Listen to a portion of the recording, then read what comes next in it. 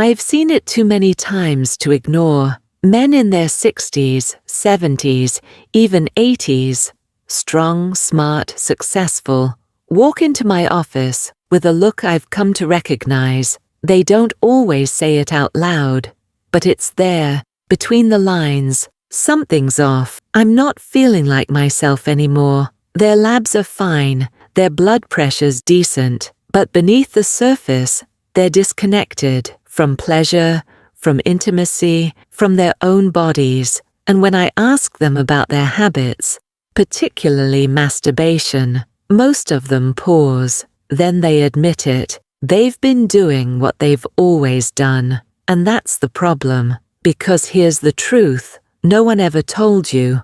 What worked at 25 doesn't serve you at 65. Your body has changed. Your nervous system has changed. Your circulation, hormones and recovery time have changed. And yet most men haven't updated the way they treat themselves.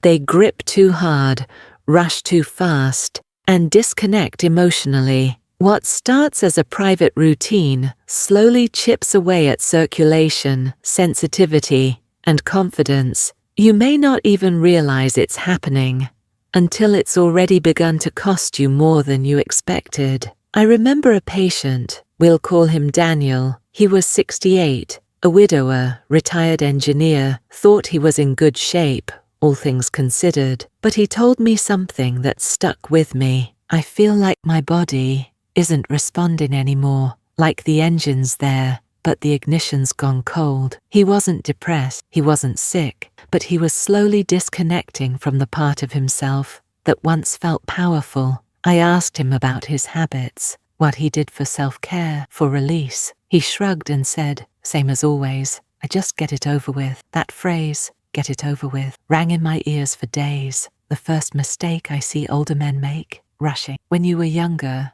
arousal came easily. Your body was primed. Speed worked. But past 60, rushing signals stress to your nervous system. It floods your body with cortisol, reducing blood flow instead of enhancing. Erections be really worse. Your system, not it be over. The third mistake, habitual fantasy dependency. I'm not here to demonize imagination or even ethical adult content, but when you rely on external stimuli, especially highly stimulating, unrealistic content, you rewire your brain's reward system.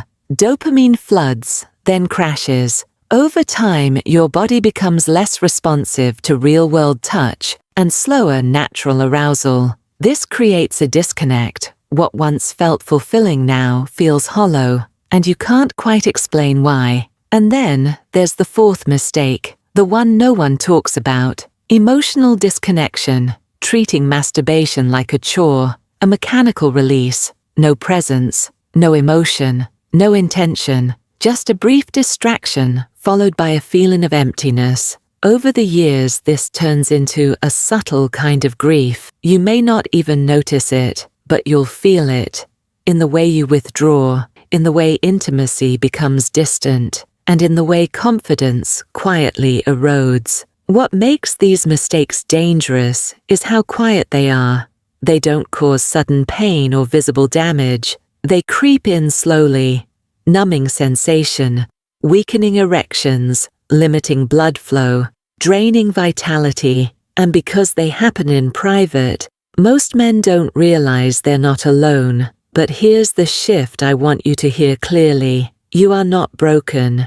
You're not too old. You're not past hope. Your body is waiting for you to relearn it, to reclaim it, and that begins by changing the way you relate to yourself, starting with something as simple as how you touch. Masturbation doesn't have to be a shadowy ritual of silence and speed. It can become a deeply restorative practice, a way to reconnect with your breath, your awareness, your nervous system, and yes, your circulation. When approached mindfully, self-pleasure can improve blood flow, pelvic tone, prostate health, and even hormone regulation.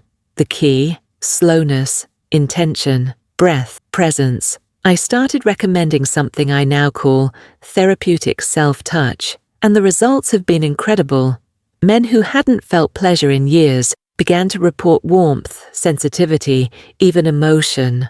One man told me he cried the first time he tried it, because for the first time in decades, he felt present in his own skin. Another said it saved his marriage, not because it replaced sex, but because it restored his ability to feel. So what does this actually look like? Start with your breath. Sit or lie down somewhere quiet. Breathe deeply through your nose and exhale slowly through your mouth. Let your belly expand. This activates your parasympathetic nervous system, the state of rest, restoration, and arousal. Place one hand on your lower abdomen. Just rest it there. Feel your breath move beneath it. Stay here for a few minutes. You're not performing, you're arriving. Next, begin touch. Slow, light, exploratory. Use an open palm, not just fingers. Include your inner thighs, lower belly, pelvis, not just the genitals. These areas are rich in nerve endings and blood vessels. By massaging them, you stimulate circulation and awaken sensation. Avoid tight grip. Use oil or lotion if needed. Focus on rhythm, not speed. Let pleasure build slowly. Stay connected to your breath. Let each exhale relax your body further. Don't chase climax. Allow it if it comes, but don't force it. You're retraining your body to respond with depth, not urgency. If thoughts or emotions arise, welcome them. They're part of the process. This isn't just physical, it's emotional and neurological. You're not just restoring function, you're restoring relationship with yourself. Do this 2 or 3 times a week, not as a task, but as a gift. You may begin to notice small shifts, stronger morning erections, deeper sleep, more emotional ease. Over time, those small changes become life-altering. Here's what I want you to remember.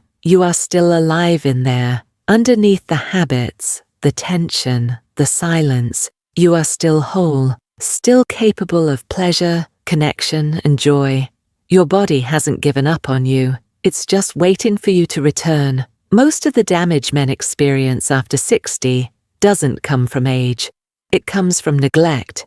Not malicious, not intentional, but quiet, subtle neglect, a lack of presence, a lack of care. And that can be reversed. By changing how you touch yourself, you change how you live inside your body. You stand differently, speak differently, look at others differently. Because confidence doesn't come from performance. It comes from connection to your breath, to your blood, to the silent strength within you that's been waiting to be seen. Tonight, give yourself 15 minutes. No goal, no urgency, just you, your breath, and your body. Start there. Let it unfold. You're not done. You're just rediscovering. And that journey, it begins now.